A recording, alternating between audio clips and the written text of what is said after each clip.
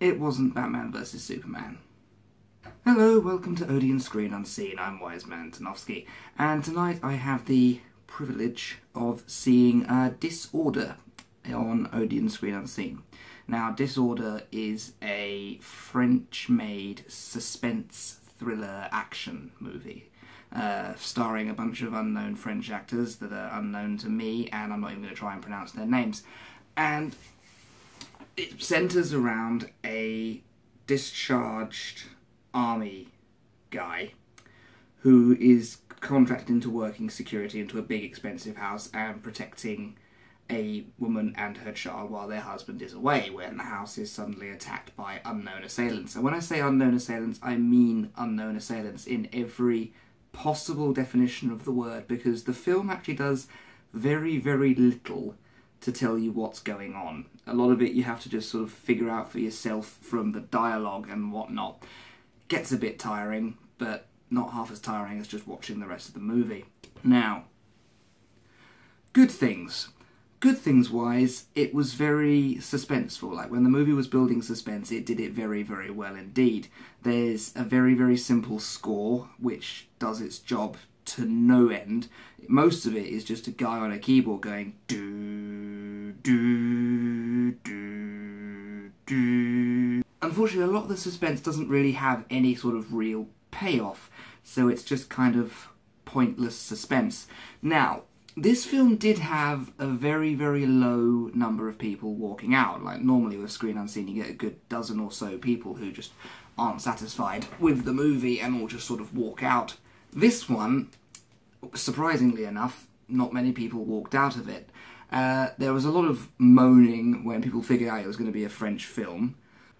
Basically, let's face it, with a French film, you know two things straight off the bat. First of all, you're going to be reading your way through the film, and second of all, you're not going to be able to tell particularly if people are very good actors, because they're all going to be talking a different language, so you're not going to know. Now, this is what I can deduce from the film as being the storyline.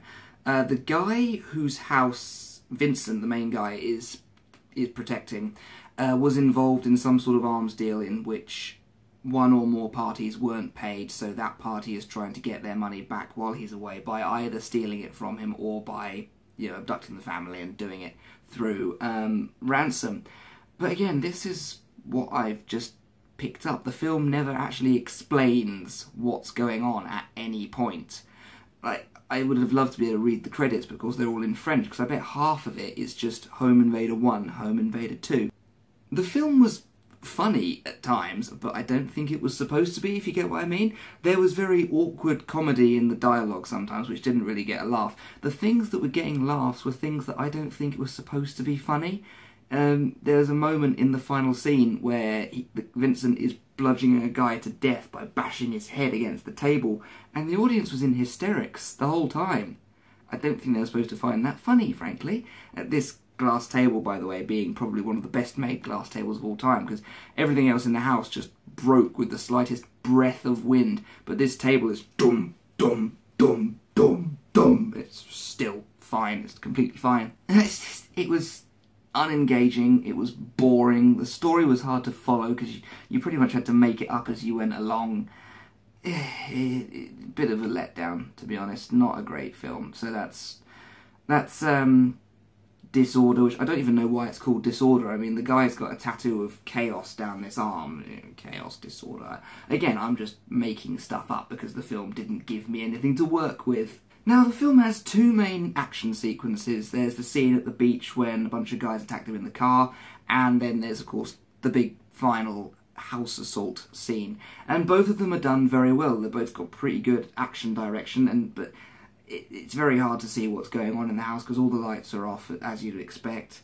But it's sort of, you can sort of follow what's going on. I mean, you're not supposed to know who the people are anyway, so the whole not knowing who's getting punched in the face and who's getting stabbed, there's nothing the film tells you anyway, so how are you supposed to know? In the same way that old French movies are a miserable looking guy smoking at a table and just, what is that? Now it's just a miserable looking guy with post-traumatic stress disorder just sitting staring at security cameras for half the film. It's like Paranormal Activity without the paranormal activity. It's just very dull, very boring. I think Jim Moriarty did the best review for this film, and it's just staying. It just continues. It just carries on. Nothing really happens. So that was Odeon Screen Unseen this week with Disorder. See you next time.